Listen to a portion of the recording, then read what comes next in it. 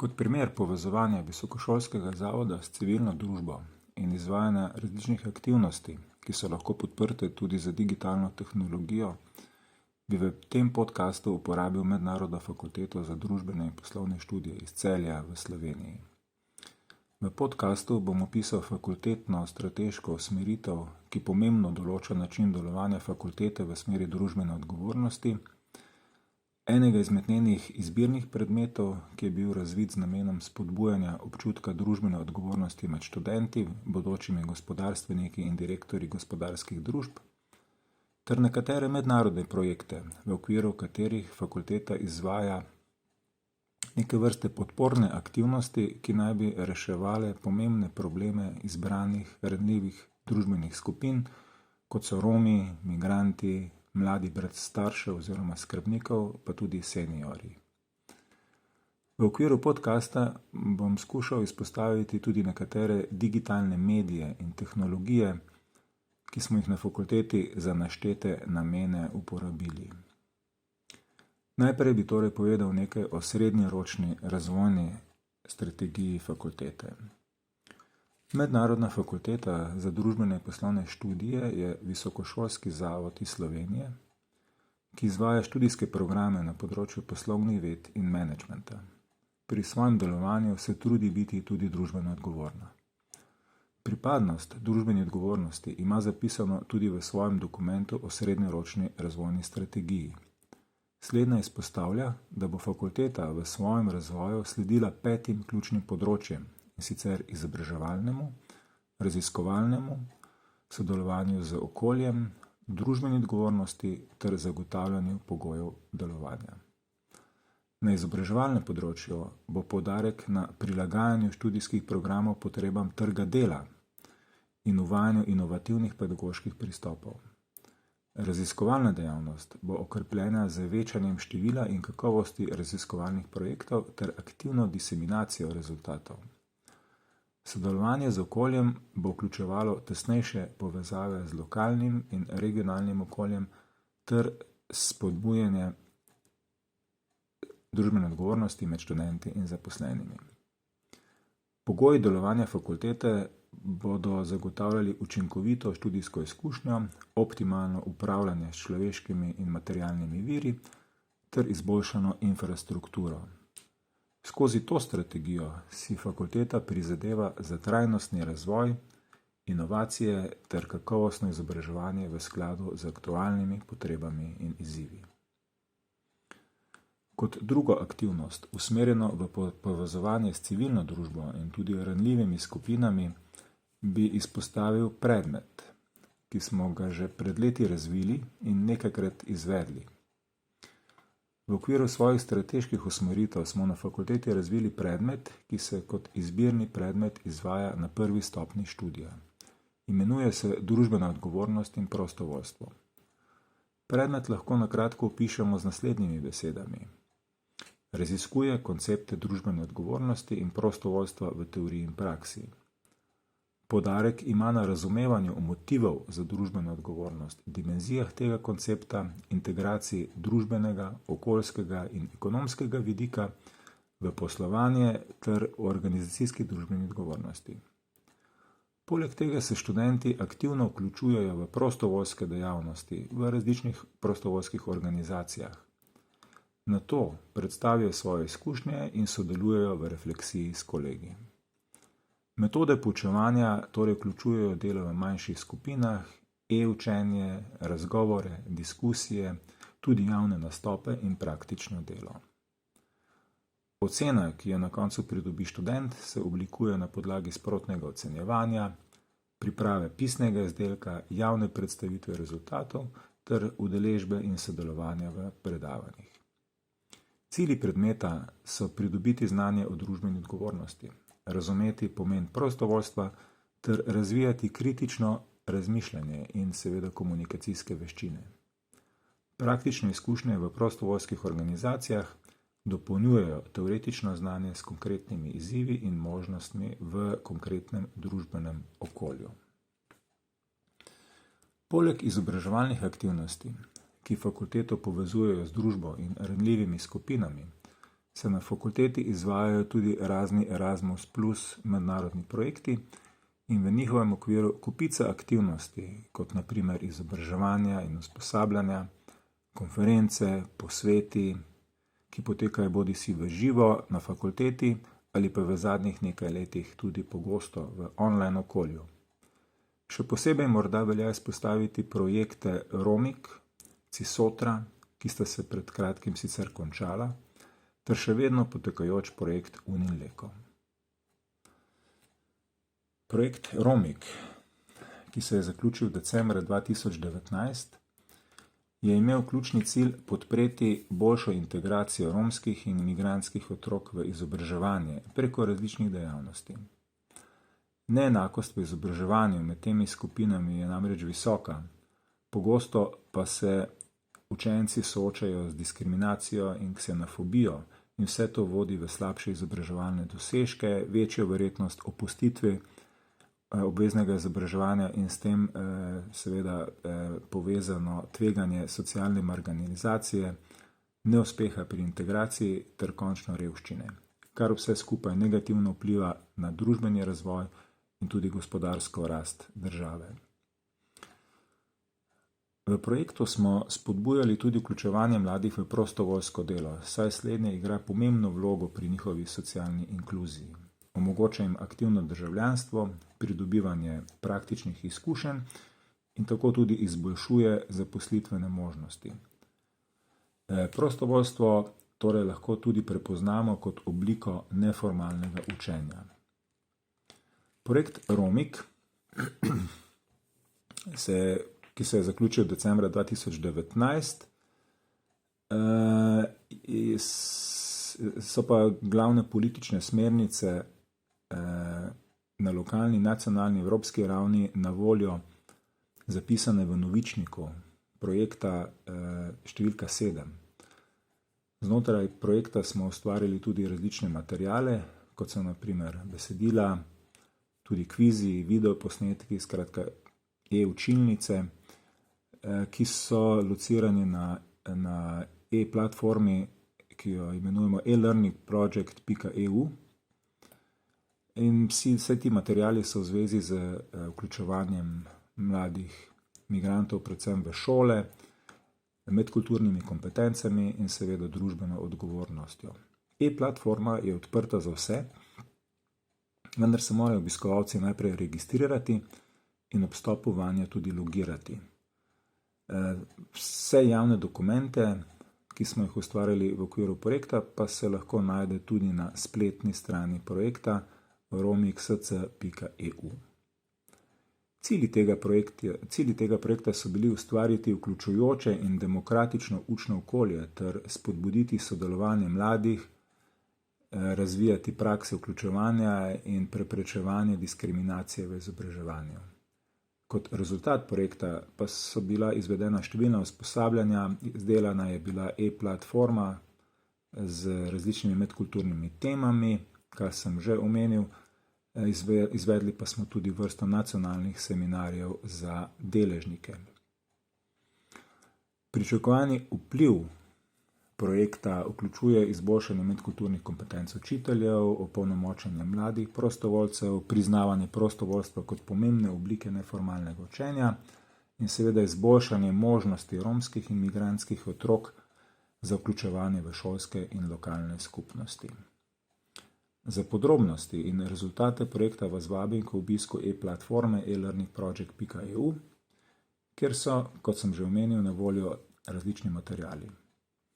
Projekt je zagotovo prispeval k ozaveščanju o izzivih in priložnostih vključevanja romskih in migrantskih otrok v izobraževanje ter spodbudil k razpravi in nadaljnjim ukrepom na področju politik in praks v državi. V okviru projekta Romik velja še posebej izpostaviti dve aktivnosti, preko katerih se je fakulteta aktivno vključila v podporo ranljivim skupinam. Kot prvo bi izpostavil prostovoljske aktivnosti v izbranih osnovnih in srednjih šolah, kot drugo pa izvedbo posveta socialna vključenost, vključevanje Romov in migrantov v šolo. Za izvajanje prostovoljskih aktivnosti V projektu Romik se je fakulteta registrirala kot prostovoljska organizacija in kot takšna pridobila pravico izvajanja prostovoljskih aktivnosti. Slednje je izvajala po šolah, kjer so prostovoljci fakultete pomagali učiteljem, predvsem pri učni podpori šibkejšim učencem, v pretežni meri izhajajočih iz robnih oziroma ranljivih skupin prebivalstva. V okviru prostovoljstva se je fakulteta tesneje povezala tudi z osrednjo prostovoljsko organizacijo v Sloveniji, Slovensko filantropijo. Kot sem že omenil, smo v okviru projekta Romik organizirali tudi posvet, v katerega smo vključili mnoge organizacije, med drugim tudi ministrstvo, ki v Sloveniji delujejo na področju inkluzije. Posvet z naslovom Socialna vključenost, vključevanje Romov in migrantov v šolo se je odvijal 15. junija 2017 v Celju in je bil zelo uspešen. Na dogodku smo imeli priložnost slišati odlične govorce, vrsto odličnih govorcev, med drugim tudi dr. Anido Sarajlic z Ministrstva za izobraževanje, znanost in šport, ter dr. Anico Mikuš Kos, znano slovensko psihiatrinjo in pediatrinjo ter predsednico Slovenske filantropije,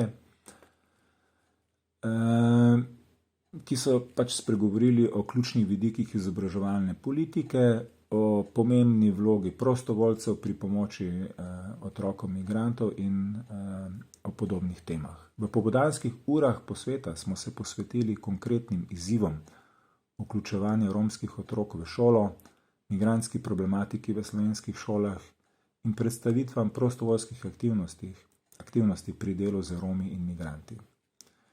Zaključni del dneva, zaključni del posveta je bil namenjen okrogli mizi, kjer so bile predstavljene izkušnje in projekti slovenskega šolskega prostora.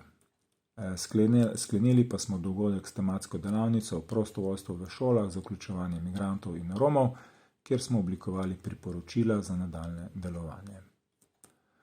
Poleg projekta Romik je fakulteta koordinirala tudi Erasmus plus K3 projekt Cisotra.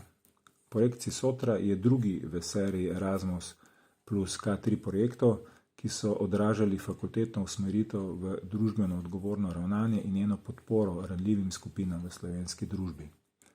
Projekt je imel za cilj razviti in uvesti inovativno metodologijo spodbujanja socialne vključenosti mladoletnih migrantov brez staršev ali skrbnikov v prehodu v zgodnjo odraslost. Projekt se je osredotočal na celostne podporne mreže, ki bi olajšale prehod iz sistema podpore mladim in izobraževanja v sistem izobraževanja odraslih ter zaposlovanja.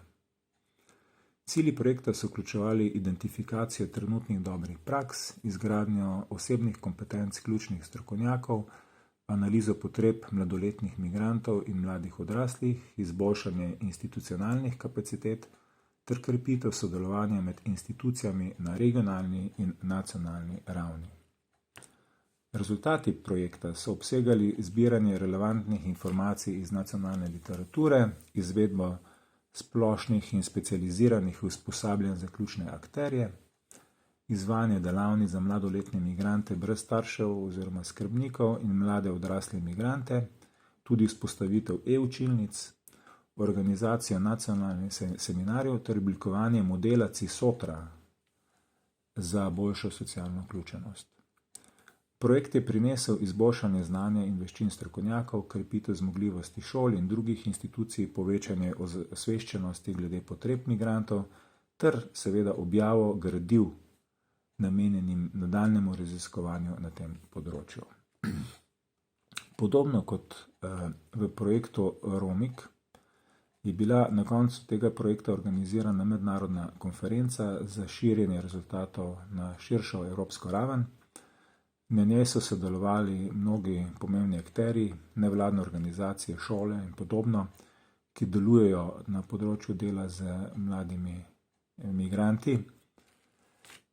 Pričakujemo, da bodo izsledki projekta tudi prispevali k boljšemu delovanju organizacij, ki se ukvarjajo z mladoletnimi migranti in mladimi odraslimi. Še posebej bi morda izpostavili dva rezultata tega projekta.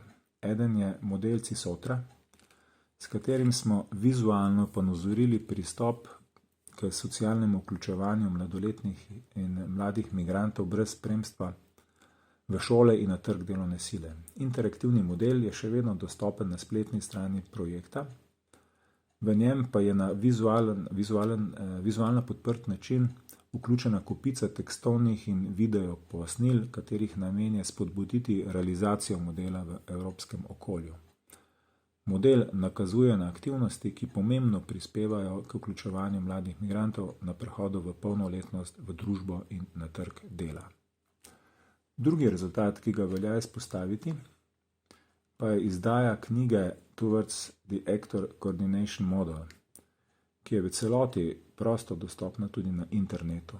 Knjiga izhaja iz teze, da Evropa trenutno doživlja povečan val migracij iz tretjih držav, ki se nekaterim zdi kriza.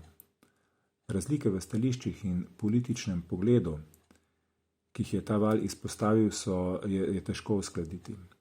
Čeprav je jasno, da so razmere v državah izvora beguncev obupne, pravni sistem večine evropskih držav dovoljuje sprejem tretjih državljanov le v primeru posameznih ali kolektivnih preganjanj. Vsi begunci, razen nekaj, ki so sprejeti v okviru zakonodaje, se soočajo z dolgimi obdobji negotovosti glede njihovega prebivališča in imajo le omejen dostop do izobraževanja ter do trga dela. Med njimi so najbolj številni mladi begunci, saj imajo zaradi trenutnih večinoma nezakonitih načinov prihoda v Evropo mladi, zdravi in dinamični moški najboljše možnosti za uspeh. Avtorji knjige zagovarjajo idejo, da je treba razviti in uporabiti inovativno metodologijo za spodbujanje socialne vključenosti mladoletnih migrantov brez spremstva v prehodu v zgodnjo odraslost prek celostnih podpornih omrežij, ki bi olajšala prehod iz podpore mladini v sistem izobraževanja in zaposlovanja odraslih. Pomemben prispevek fakultete so tudi tečaji oziroma usposabljanja, ki so bile razvite v okviru projektov CISOTRA in tudi ROMIK, ki so dostopna na spletnem portalu e-learningproject.eu, kar sem že omenil. Portal ta hip vsebuje preko 60 javno dostopnih spletnih tečajev oziroma usposabljanj, omogoča pa vsem udeležencem preverjanje znanja z področja usposabljanj ter pridobivanje certifikatov o sodelovanju v online usposabljanjih. Portal je zanimiv tudi zaradi integracije gamifikacije ter na osnovi umetne inteligence delujočega učnega asistenta, ki lahko odgovarja na vprašanje udeležencev ter tako omogoča učenje skozi diskusijo. Platformo sproti dograjujemo tako v smislu vsebin kot tudi didaktike. Zelo očitno povezovanje fakultete s civilno družbo in gospodarskimi organizacijami ter krepitev digitalnih spretnosti in uporabe digitalne tehnologije je potekalo tudi v okviru drugih Erasmus Plus projektov, ki jih je fakulteta bodisi koordinirala, bodisi je bila v njih partner. Erasmus Plus K2 projekt Little Big Entrepreneurs si na primer prizadeva za razvoj ključnih podjetniških kompetenc in spodbujanje podjetniškega duha pri otrocih. Glavni cilj je pri osnovnošolskih učencih razvijati kompetence 21. stoletja, kot so digitalna pismenost, globalna ozaveščenost, medkulturne spretnosti, kritično in iznajdljivo razmišljanje ter komunikacijske spretnosti. Hkrati projekt prispeva k širši uporabi novega orodja za podjetniško izobraževanje, oblikovalskega razmišljanja. Med specifičnimi cilji so tudi razvoj posebne učne računalniške igre, ki uporablja proces dizajnerskega oblikovanja, dizajnerskega razmišljanja, pripravo vodnika za uporabo igre v učnem procesu, pilotno usposabljanje učiteljev in preizkušanje igre za učenci, pa tudi izdelavo promocijskega videa za igro, organizacija tekmovanja ali izziva za vključitev otrok in učiteljev v projekt ter dvig ozaveščenosti o temi podjetniškega izobraževanja. Erasmus Plus K2 projekt Uniliko izhaja iz predpostavke, da so študenti v času pandemije, ki so že brez pandemije sami po sebi ogroženi, tisti z nizkimi socialno-ekonomskim statusom, mladi, ki so opustili šolanje in pripadniki manjšin, kot so Romi, begunci in migranti, izgubili stik z izobraževanjem ter podpornimi strukturami. Niso imeli sredstev, niso imeli znanja, vztrajnosti ali jezikovnih sredstev za uporabo digitalnih izobraževalnih orodij, ki so bila vzpostavljena, in so tako kopičili velike primanjkljaje v znanju ter možnostih za socialni razvoj. Projekt Uni in Leko zato temelji na zamisli, da slednji potrebujejo znanje in spretnosti za dostop do digitalnih sistemov komunikacije in izobraževanja. Celotni rezultat projekta Uni in Leko naj bi bilo trajnostno zavezništvo za podporo, ki bo povečalo digitalno pripravljenost teh ogroženih skupin študentov ter izboljšalo njihove možnosti za sodelovanje, izobraževanje in vključevanje tudi v situacije družbenih kriz, kot je bila nedavno pandemija. Projekt posebej poudarja sodelovanje univerze in civilne družbe ter se osredotoča na izboljšanje digitalnih spretnosti teh skupin, kar jim omogoča lažji dostop do digitalnih sistemov komunikacije in izobraževanja. V zaključku govora bi poudaril ključno vlogo sodelovanja med visokošolskim zavodom in civilno družbo, zlasti v kontekstu izboljšanja digitalnih spretnosti ter podpore ogroženim skupinam, kot so Romi, begunci, mladi brez staršev ter posamezniki z nizkim socialno-ekonomskim statusom.